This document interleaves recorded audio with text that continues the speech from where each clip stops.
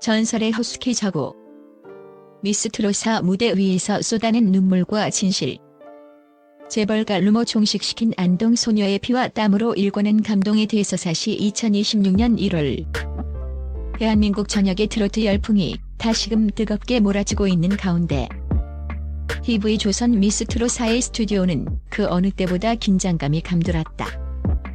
화려한 네온사인 아래 조명이 서서히 꺼지고 한 여성이 무대 중앙으로 걸어 나오자 왁자지껄하던 객석은 마치 약속이라도 한 듯 순식간에 차가운 정적에 휩싸였다. 검은 드레스의 우아함보다 더 깊고 짙은 아우라를 뿜어내는 주인공. 바로 전설의 허스키 보이스 저구였다. 과거 나는 가수다를 통해 전 국민의 심장을 고동치게 했던 그녀가 서바이벌이라는 냉혹한 서사 속으로 스스로 걸어 들어온 순간이었다.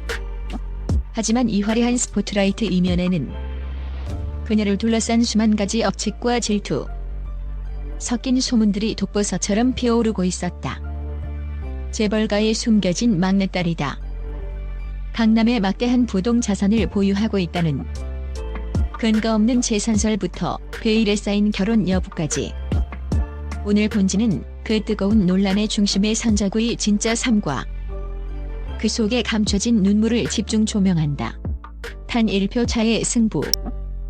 김성주, 박선주를 오열하게 만든 여러분의 기적. 이번 미스트롯 4 경연의 최대 하이라이트이자 시청률 최고의 1분을 기록한 장면은 단연 저구와 가창력의 교본이라 불리는 유미의 레전드 데스매치였다.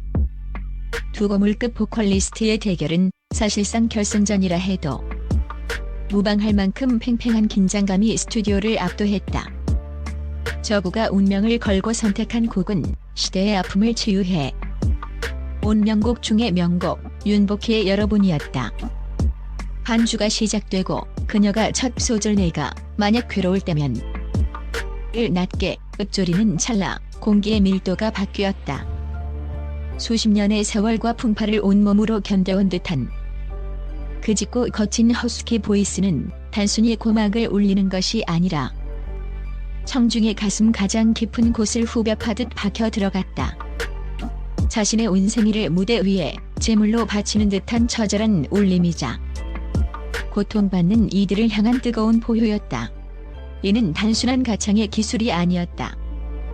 노래가 클라이맥스에 달해 저구가 무릎을 꿇고 절규하듯 소리칠 때 현장은 눈물바다가 되었다.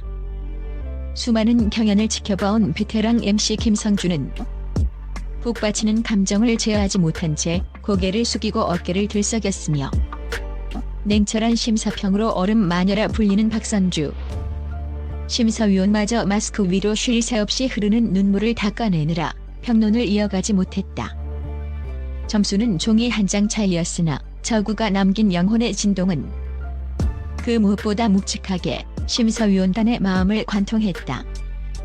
결과는 9대8, 단 한 표 차이의 승리.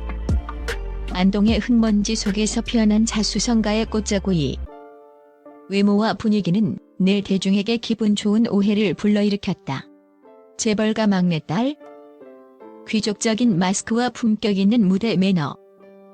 그리고 중후한 음색 덕분에 유복한 집안에서 온실속 화초처럼 자라 엘리트 코스만 밟았을 것이라는 추측이 지배적이었다. 심지어 온라인 커뮤니티와 유튜브를 중심으로는 그녀의 부모님이 안동 지역의 거대 유지이자 상당한 재력가라는 구체적인 가짜 뉴스까지 유포되었다. 하지만 본지 취재진이 직접 발로 뛰어 확인한 그녀의 과거는 눈물 젖은 빵의 연속이었다. 저구는 1971년 경북 안동의 평범하고 소박한 시골 가정에서 태어났다. 그녀의 부모님은 흙을 만지며 평생을 성실하게 살아온 서민들이었으며 재벌가 루머는 전혀 근거 없는 허구임이 명백히 드러났다. 그녀의 찬란한 음악 인생은 금수저의 배경이 아닌 서울의 차가운 지하 자취방에서 시작되었다. 무명 시절 저구는 생계를 유지하기 위해 서울 전역의 라이브 카페와 밤무대를 전전했다. 밤새 노래를 부르고 받은 푼돈으로 라면 한 봉지를 사들고 귀가하면서도 그녀는 오직 나만의 노래를 세상에 들려주겠다는 일념 하나로 버텼다. 라이브 카페의 자욱한 담배 연기와 취객들의 소란 속에서 다듬어진 그녀의 목소리는 곧 그녀의 유일한 무기이자 재산이 되었다. 배고픔보다 무서운 것은 무대에서 잊혀지는 것이었다고 회상하는 그녀의 말처럼 저분은 부모의 재력이 아닌 오직 자신의 성대와 피나는 노력으로 지금의 자리에 올라선 전형적인 자수성가형 아티스트다.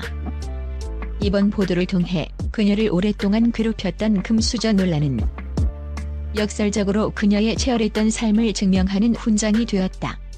50대에도 여전한 미스터리. 결혼보다 음악과 지독한 연애 중 대중들이 적으라는 인간에게 갖는 가장 원초적인 호기심은 바로 그녀의 사랑과 가정이다. 50대의 나이가 무색할 만큼 철저한 자기관리로 완성된 방부제. 미모와 특유의 우아함을 유지하고 있기에 그녀의 결혼 여부는 연예 관계자들 사이에서도 늘 뜨거운 감자였다. 남몰래 가정을 꾸리고 아이를 키운다. 해외 재력가와 비밀 결혼식을 올렸다는 등 황당한 루머들이 꼬리에 꼬리를 물었다. 그러나 현재까지 공식적으로 확인된 바에 따르면 저구는 여전히 미혼의 삶을 고수하고 있다. 그녀는 자신의 사생활이 대중의 입에 오르내리는 것을 경계하며 극도로 절제된 삶을 살고 있으며 공연이나 방송 스케줄이 없는 날에는 대부분의 시간을 음악 작업실이나 유기견 보호소에서 보내는 것으로 알려졌다.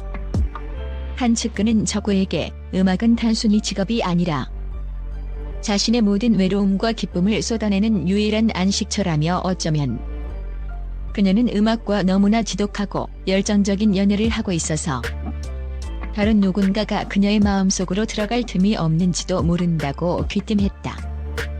그녀의 독신 행보는 단순한 선택이 아닌 예술을 향한 지고지순한 순애보의 결과인 셈이다.